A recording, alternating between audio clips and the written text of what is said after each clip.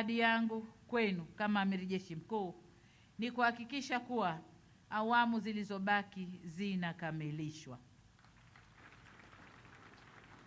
Ndugu viongozi, makamanda na wapiganaji, tarehe 15 Disemba mwaka jana nilipewa heshima ya kufungua mkutano wa 9 wa mkuu wa majeshi ya ulinzi na makamanda mkoani Tanga pale kwenye kituo chetu cha SCUA. Mkutano ule ulibeba kauli mbiu inayosema ulinzi imara na amani ndio msingi wa maendeleo ya nchi yetu.